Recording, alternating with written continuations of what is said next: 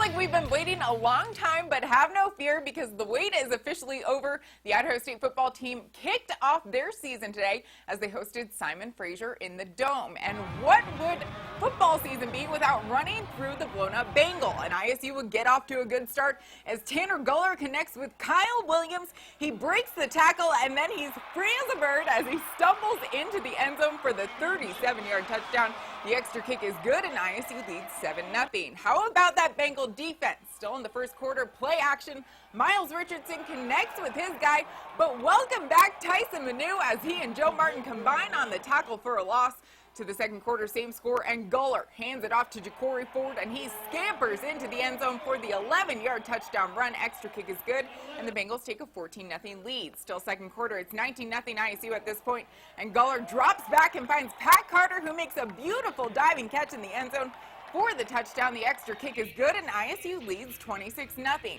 That Bengal defense was enough to dance about. At least that's what Manu and Mario Jenkins thought.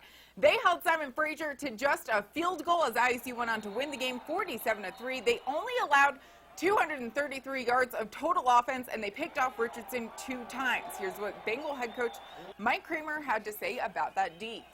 Defense played outstanding. We gave them some bad field position and looked like they were going to keep it to 0, and then we fumbled again. Great to see Tyson back as a force in the back end. Of course, the great Mario Jenkins along with Hayden Stout in that linebacking corps pretty darn good. Joe had some nice plays. Nice to see some of the younger linebackers get their hands on the ball, but we lost contain way too many times as a good pass rush team. Way too many times. And I mean, we lost contain way too many times. We lost contain way too many times.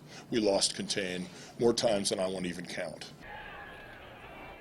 If you didn't get that, they lost contain way too many times. As far as the offense goes, yes, ISU won, but Tanner Guller, who was 24 for 36 and threw for 338 yards, impressive, yeah, was also sacked 4 times and fumbled the ball 3 times. Coach Kramer also doesn't want Guller running, which is what he did the first play that he was in the game. On top of that, the young offensive line needs to protect Guller better, or Coach Kramer doesn't think he'll make it out of the next 2 games unscathed.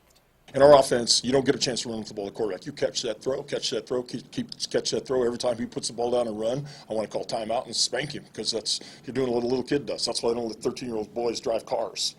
And sometimes a quarterback, when your quarterback's running around like that trying to make plays with his feet, he's like being a 13-year-old boy driving a car. Inside, we're learning how to play. And it was a good opening game for us, and we have to get way better because the next 2 weeks we'll be talking about who Tanner Guller was because he'll be dead if we allow that kind of leakage against Colorado and Oregon State. So we've got to get the middle part of our offensive pass protection fixed.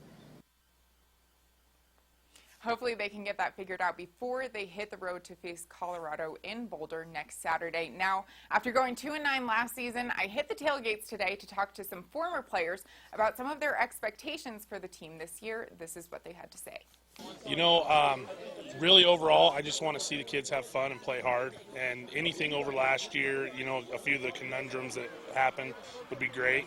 It's just great to be out again in another football season and just have, you know, the atmosphere back. And it's never bad when football's around. Expectations, you know, I always want to show up. I want to see them compete, work hard, and, you know, always come out with a win. Hopefully they not only play well, but win enough games to get themselves in the playoffs and just continue to grow as a team and kind of get ISU back on the right track. Football's officially back. That's going to do it for sports. We'll be right back after.